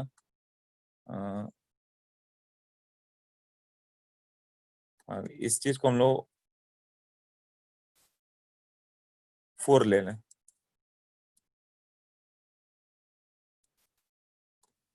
ये मुझे लग रहा है कि फोर्थ हो सकता है, ट्राई करते हैं। ये फिर 4 का स्क्वायर हो जाएगा, क्या चेंज आएगा, 3 का स्क्वायर उधर चला गया, 2 and 2 वो तो ठीक है, और ये फिर ये 12, अब एक इंटीजर आ रहा है। हाँ तो ये हो सकता है कि यहाँ पे 2n1 का वैल्यू कितना हो गया 6, इनिशियल लेवल थर्ड हो गया बट फाइनल पूछा है ना, और 2n2 का वैल्यू 12, n2 का वैल्यू 6, अब एक इंटीजर आ रहा है 4.5 आ रहा था ना वो। आंसर चेक करो फिर देखेंगे। 15 का आंसर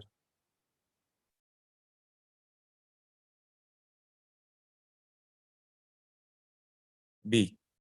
हाँ तो यही है, डायग्राम में थोड़ा करेक्शन होगा, ठीक है।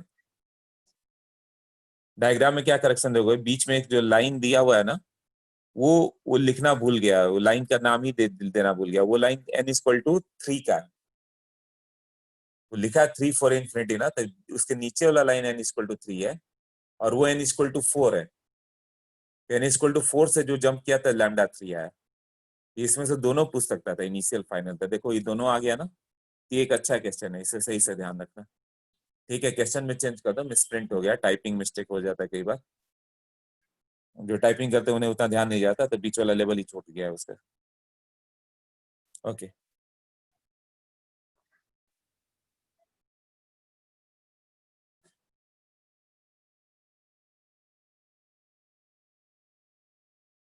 ओके, सबको ये क्लियर है?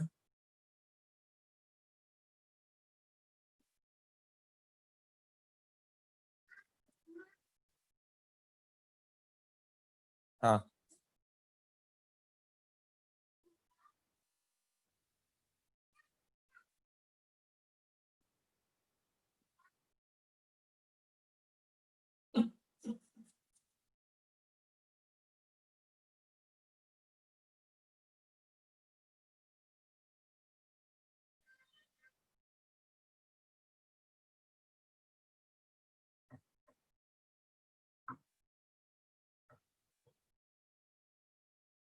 ओके,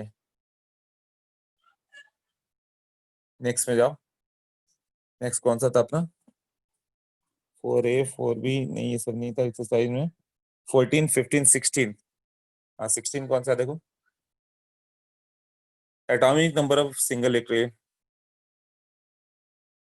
अच्छा ये फिर उसी टाइप का क्वेश्चन हो गया। Electron present in single electron species jump from energy level 3 to 1।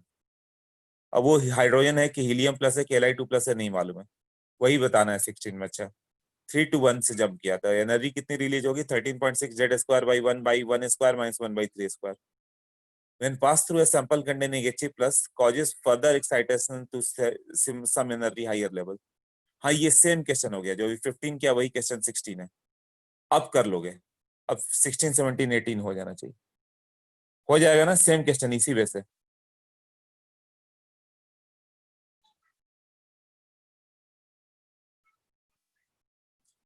कि कर दूं, हो जाएगा कि कर दूं अभी बताओ, यस और नो? आर्यन क्या लिखा इलेक्ट्रॉन?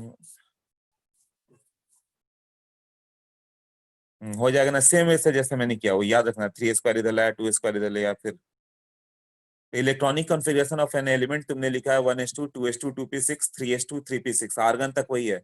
4s1 3d5 मतलब क्रोमियम है ना? तो this represents what? Ground state of chromium. 4s1 3d5 क्या है आर्यन? वो क्रोमियम है ना, क्रोमियम का ग्राउंड स्टेट, का आंसर बी होगा।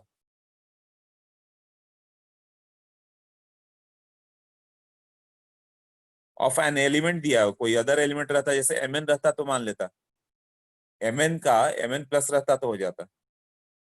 Mn प्लस का भी सेम होगा, Mn प्लस कैसा होता है? 4s2 3d5, तो 4s1 3d5 होगा। तो एग्जैक्टली यही क्वेश्चन है कि एक दो सेंटेंस तुमने इधर उधर किए हैं, वो मैटर कर रहा है।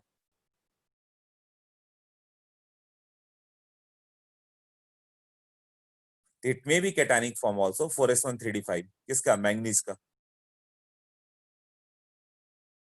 सेम एग्जैक्ट है, तब नहीं, तब ये ग्राउंड स्टेट कर देना, क्रोमियम का ग्राउंड स्टेट है, it is not cationic form. Manganese लिखा रहता तो लिख देते, हाँ यस मैंगनीज का कैटानिक फॉर्म है। ओके नेक्स्ट, ये तो हो गया, एक्सरसाइज 2 भी हो गया। अब बताओ व्हाट्सएप पे तुम लोगों ने भेजा है, देखो।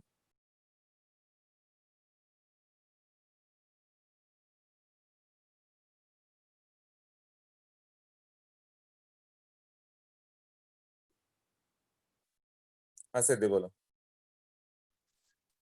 हाँ सर, ये एक कोई तो सॉल्व एग्जांपल था अपने बुकलेट में। उसमें दिया था कि प्रिंसिपल क्वांटम नंबर 4 है, एजिमुथल क्वांटम नंबर 2 दिया था। तो अभी अगर m का कुछ भी वैल्यू दे तो फिर हम लोग कैसे डिटरमाइन करेंगे कि वो dxy है या dx² - y² वो है? नहीं बता सकते, बट फिर वैसे दिया है सर इसमें दिया हुआ आंसर। क्वेश्चन सिंगेज में वो राउंड दिया रहता है कि m का सर वैल्यू नहीं, -2 मतलब एक सर्टेन डी ले लेता है। सर अपने बुकलेट में ही दिया है, BB5 के पहले एक ये है, सॉल्व एग्जांपल है। BB5 है, रुको देख के बताता हूँ। BB5 से पहले सॉल्व,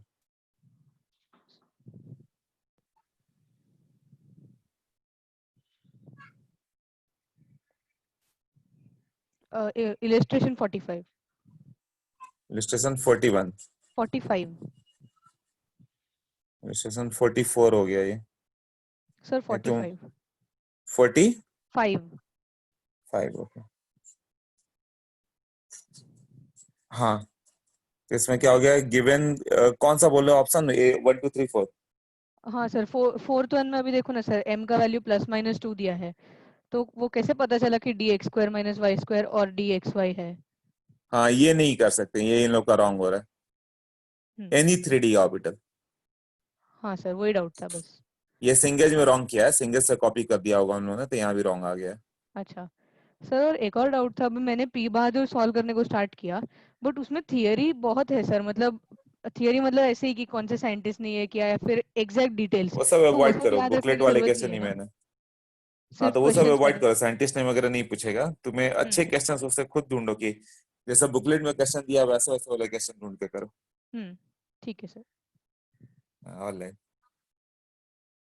ये बुकलेट तो हो गया अपना, यही 2 एक्सरसाइजेस थे ना। हाँ, अब तुमने हार्ड कॉपी से भेजा या कहीं और से भेजा, तो मैं व्हाट्सएप पे भेजा होगा, वो मैं देख के बता देता हूँ। व्हाट्सएप पे किसने भेजा डाउट बताओ, फिर से वापस हाई करो तो दिखेगा मुझे।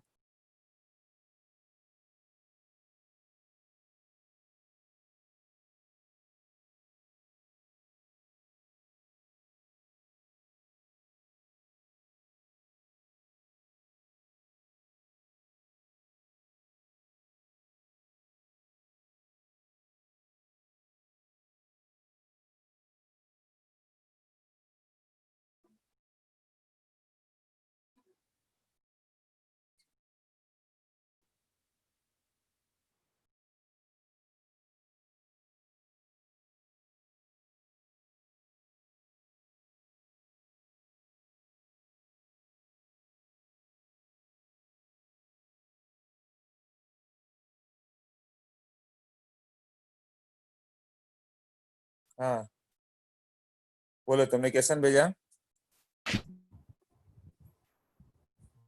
या सर मैंने आपको क्वेश्चन भेजा है। क्वेश्चन भेजा है, ओके देखता हूँ, हाई करते दिख जाएगा तुम लोग को, नहीं तो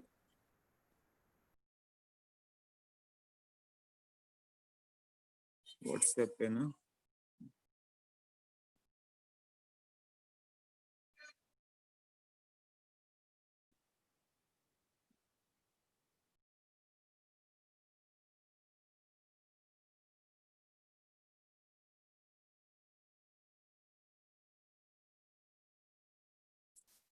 अरे व्हाट्सएप कहाँ गया,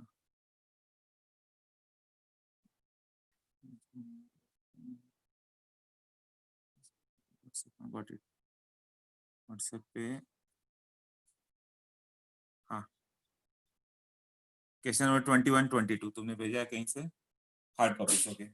for the emission line of the atomic orbital ni equal to f8 और nf इक्वल टू n, अब वो आगे दिख ही नहीं रहा तुम्हारा, क्वेश्चन ही कट गया। The plot number of wave number something something कुछ कुछ दिया हुआ। अच्छा 22 करो, उसको फिर से भेजना। 71 electron of element x with atomic number x 71 enters in. हाँ, 71 जो हो गया वो कौन सा हो जाएगा, f का है, मैंने बताया था ना 58 to 71। हाँ, तो f के है ना वो सब, इसके जो होगा कि फॉर F14 पर लिंक फिल हो जाता है, फिर 5D साइड जाता है वो। इसका कंफिग्रेशन तुम्हें F ब्लॉक में करना है, F में करना पड़ेगा। 58 to 71 वो F ब्लॉक का एलिमेंट का है। F ब्लॉक एलिमेंट एक बार देख लो, हो जाएगा तुमसे। अभी नहीं आएगा ये, इसे अवॉइड कर सकते हो। 22 अभी अभी भी नहीं दिख रहा है। 21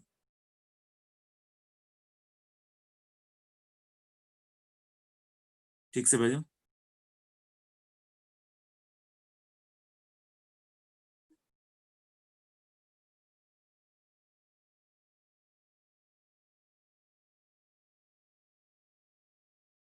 हाँ, अगस्त बोलो। सर मैंने आपको क्वेश्चन भेजा है नरेंद्र अवस्थी से व्हाट्सएप पे। अच्छा भेजा, अभी एक डिस्कस कर रहे हैं, इसमें डाउट नहीं है ना, वो बताओ। और बार तुम बोलो।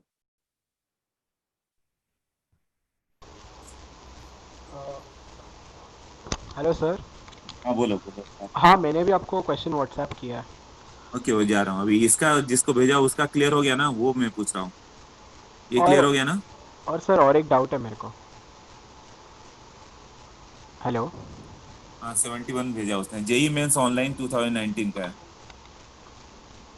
देखो 21, emission line of the atomic hydrogen from N1 8 to N पे जाना है। तो wave number nu bar against 1/n² कैसा होगा?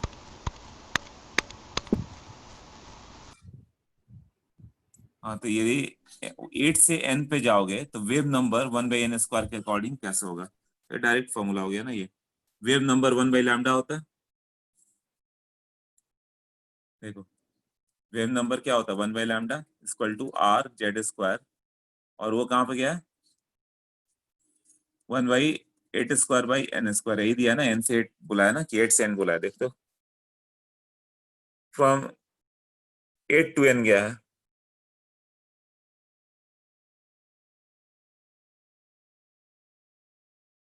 हाँ तो ये कैसा होगा?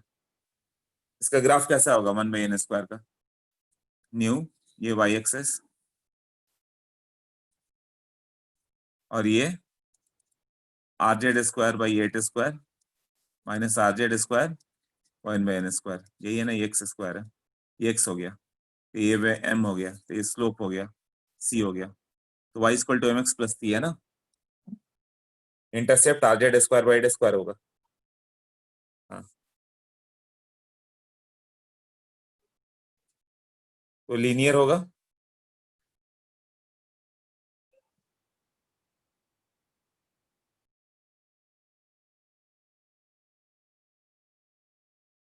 और स्लोप क्या आएगा? आर एच के टर्म में आएगा ना, निगेटिव स्लोप की पॉजिटिव स्लोप, निगेटिव जा रहा है, माइनस आर एच के टर्म में जाएगा। ये होगा ना the linear with the slope minus R H. और एग्जैक्टली माइनस आर एच नहीं होगा, कितना होगा वो मैंने दिखाया अभी। देखो हाँ, r/z²/8², ऐसे ये इंटरसेप्ट होगा। स्लोप हो जाएगा r/z²। तो n का वैल्यू क्या है? z का वैल्यू 1 है क्या? हाँ z का वैल्यू 1 कर दो तो स्लोप डायरेक्ट 1 आ गया। दिया जाएगा इंटरसेप्ट जो होगा r/64 माइनस ये r इंटू 1/n²। ये x था ना, ये स्लोप है। क्लियर हो गया अभी? हाँ तो intercept r/64 and slope minus r। Okay next इसका डाउट है? तुमने भेजे हैं 2-3 क्वेश्चन। कौन से? Question number 3 and 6। 3 में क्या हो गया? in compound FeCl2 orbital angular momentum of the last electron in cation and magnetic moment in this compound FeCl2 लोगे तो आयरन का स्टेट क्या है? Fe2+। आयरन क्या होता है? 4s2 3d6। 4s2 3d6। अब Fe2+ मतलब 4s0 3d6। हाँ तो 3d6 जब हो गया तो उसका ऑर्बिटल एंगुलर मोमेंटम क्या होगा? √L×L+1 h/2 और मैग्नेटिक मोमेंट क्या होगा? 3d6 का ही है ना, मतलब Fe2+ का। देखो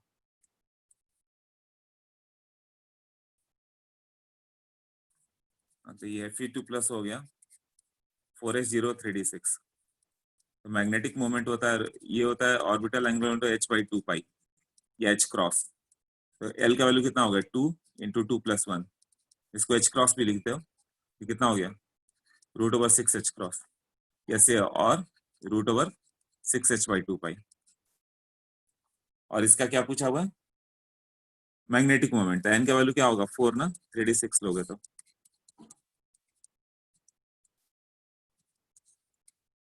n के वैल्यू 4 है, तो कितना आ जाएगा?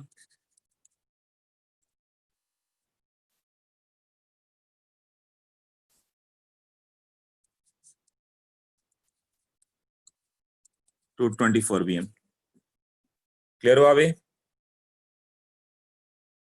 थर्ड और कौन सा था तुम्हारा? अनुष्का बोलो। सर पर वो जो मैग्नेटिक मोमेंट है वो पूरे कंपाउंड का उन्होंने पूछा है ना, तो सिर्फ 4 कैसे आएगा? FeCl2 का पूछा था। Cl माइनस तो इलेक्ट्रॉनिक चार्ज मतलब वो तो कंप्लीटली पेयर्ड होगा। Fe2 प्लस में ही अनपेयर्ड इलेक्ट्रॉन है। Fe2 प्लस में अनपेयर्ड इलेक्ट्रॉन कितने हैं? 4 ही है ना, 3d6 है।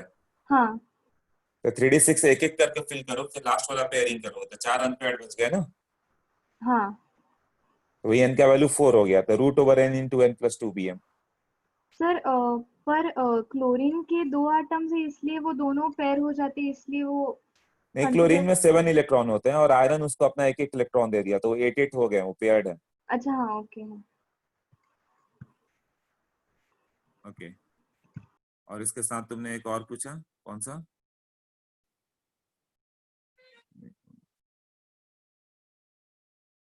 Third and six. An electron and hydrogen atom absorbs energy equal to ionization energy of Li2 plus. तो wavelength of the emitted image, यही मैं बोल रहा था एक इंपॉर्टेंट क्वेश्चन आता है ना? अरे बैटरी पे गया मेरा पूरा, तो रुको ये भी एक बता देता हूँ।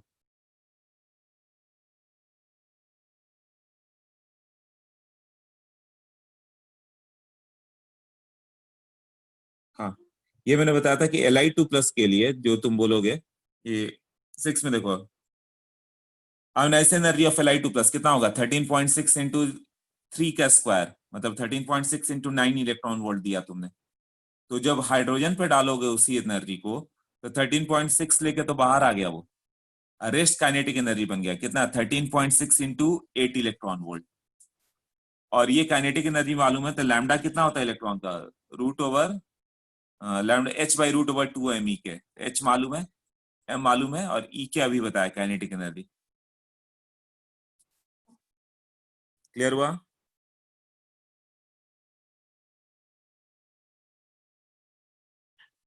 दो चार क्वेश्चन बच गए हैं तुम लोग के। बैटरी मेरा जस्ट एंड होने वाला है। एक काम करते हैं, इसको सैटरडे को मेरा एक्स्ट्रा लेक्चर रहेगा 8 to 10 में, तो लेक्चर के एंड होने के बाद पूछ लेता हूँ। ओके, हाँ बोलो ओंकार, बोलो।